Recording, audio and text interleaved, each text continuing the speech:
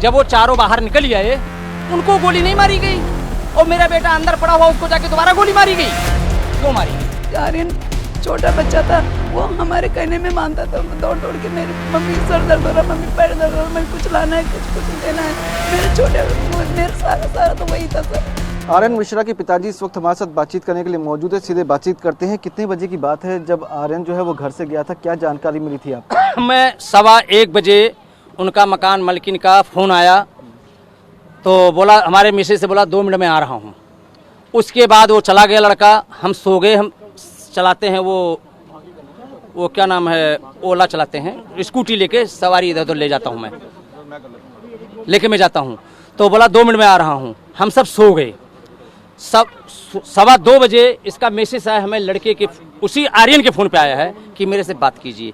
हमें नहीं पता था इस चीज़ को कि मैसेज आया है, ये हमें 3 दिन बाद पता चला, देखा उसमें तब।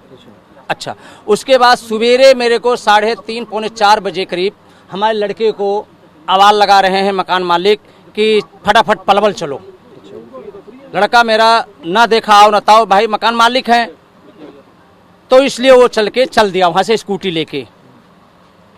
वहाँ से लेके आए लीलम पे मेरे लड़का ने मना कर दिया छूटते ही कि बिना पापा को बताए मैं नहीं जाऊँगा, पापा मेरे सो रहे हैं। ये लेके फिर बोले अच्छा मुझे बीके छोड़ दो। लड़का मेरा गया मेरे पास, बोला पापा कुछ जाल है, कुछ पता नहीं चल रहा है मेरे को। फिर हर्षित गुलाटी के बाप के पास आया मैं, उनसे बातें कहानी बढ़ने लगी। तब बोले तुम्हारे बेटे को गोली मार दी। फिर मैं कहा मेरा बेटा है कहाँ? तब बोले SSB हॉस्पिटल में आ रहे हैं लेके। वहाँ पहुँचा है तो कीर्ति और उसकी माँ, उनका नाम भूल जाता हूँ मैं, नाम नहीं आता मेरे को, और हर्षित, ये सब उसकी वो निकाल रहे हैं।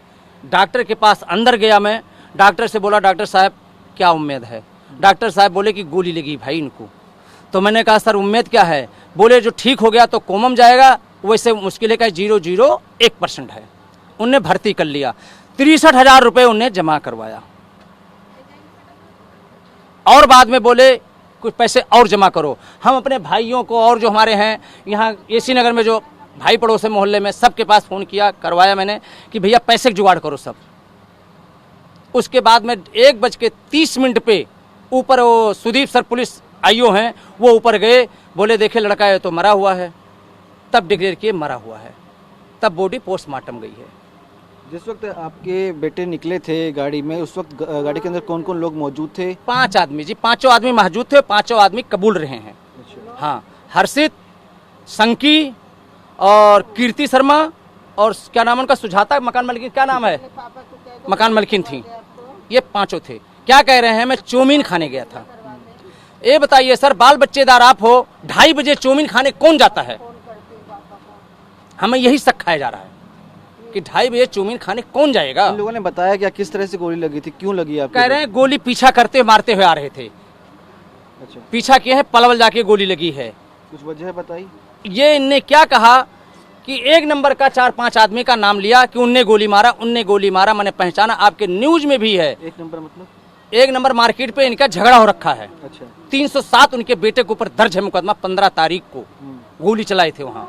307 मुकदमा दर्ज है इनके ऊपर, शंकी के ऊपर मुकदमा दर्ज है। अब ये कह रहे हैं कि उनका सबका नाम ले रहे हैं। मैं कैसे कहूँ नाम ले लूँ भाई? क्यों? मेरे बच्चे यहीं पैदा हुए, सब बच्चे यहीं पैदा, इसी घर में पैदा हुए हैं और यहीं पढ़े लिखे, दीनानाथ में, हनुमान मंदिर में, सब यहीं पढ़े बच्चे मेरे। तो हम कैसे कह दूं? किसको कह दूं? आप साथ ले गए थे, आप ही तो हो बताओगे। और उसके बाद चलो आपको 4 आदमी किसी और गोली लगी होती तो मैं सोचता कि बाहरी आदमी ने गोली चला दिया। 5 किसी को गोली नहीं लगी, सिर्फ मेरे बेटे को अगली सीट पे बैठा उसी गोली लगेगी बार बार। 1 गोली लगी, गिर गया बच्चा मेरा। दूसरी गोली यहाँ क्यों मारा गया? अनिल कोशी से भी जवाब सवाल किया, अनिल कोशी नहीं जवाब दे पा रहा है। चारों में से कोई भी जवाब नहीं दे पाई कि दूसरी गोली कैसे लगी, कोई नहीं जवाब दे रहे हैं। उसके बाद जब पुलिस ने मामले की जांच करी और 5 लोगों को गिरफ्तार किया, उस पर आप लोगों ने देखा होगा इन्वेस्टिगेशन कैसे हुई है, कुछ बातचीत आपकी हुई होगी पुलिस वालों से? और पुलिस वाले बता रहे हैं कि आप अनिल से भी बातचीत हुई थी? हाँ, पुलिस वाले मदद मेरी कर रहे हैं, वो पूरे जड़ तक कह रहे हैं पहुंचेंगे, उनसे चल रही है। पंकज जी मेरी बहुत मदद कर रहे हैं। पंकज जी बुलाए, अंदर बैठाए, अनिल कौशिक को बुलाए, मेरे सामने बुलाए, और बुलाने के बाद सारी बातचीत हुई मेरी। तो अनिल कौशिक से मैंने सवाल किया कि 1 गोली ये क्यों मारी गई? जब वो चारों बाहर निकल आए उनको गोली नहीं मारी गई। और मेरा बेटा अंदर पड़ा हुआ उसको जाके दोबारा गोली मारी गई। क्यों मारी गई, इसका जवाब किसी के पास नहीं है, ना प्रशासन के पास है ना अनिल कौशिक के पास है। अनिल कौशिक ने कुछ बताया आपको कि क्यों मारी उसने गोली? कह रहे हैं गौ कौशक वाले को सब गऊ पकड़ के ले जा रहे हैं, इसलिए मैंने पीछा किया वहां तक। अच्छा, उन्हें ये शक था कि गो तस्कर जा रहे हैं और इस शक में और गोली मारी है? हाँ, कि पकड़ने आए हैं। अच्छा, तो गऊ बताओ कार में आ जाएगी, आगे पीछे कोई गाड़ी ट्रक था, टायर पे गोली मारते। उनको है आदेश ये कि गोली मार दें किसी को, आम जनता को। हमारे प्रश्न का कोई जवाब नहीं दे रहा है। मतलब अनिल कौशिक ने कबूल किया है कि उसने गो तस्करी के शक में आपके बेटे को गोली मारी है। हाँ, तो मैंने यही जवाब सवाल किया कि एक गोली कैसे लगी, बोले थड़क के लगी है गोली अगली सीट पे। मैं कहा ठीक है, थड़क के लग गई। यानी कि पीछे से गोली चला रही थी तब गोली लगी है? हाँ, थड़क के लगी है, ठीक लग गई।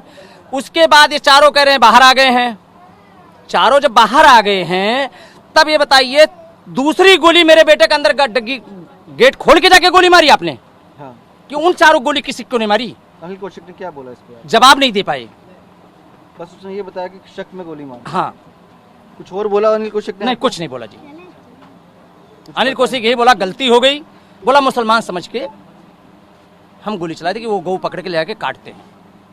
हाँ, अनिल कौशिक यही कह रहा है मेरी गलती, बहुत बड़ी गलती हुई है, गऊ हत्या हो गया है मेरे से, मुझे फांसी हो जाए तो कोई गम नहीं है। आप क्या चाहते हैं? हम सर अपराधी जो है उसको सजा चाहिए और हमारा बुढ़ापा देख लीजिए।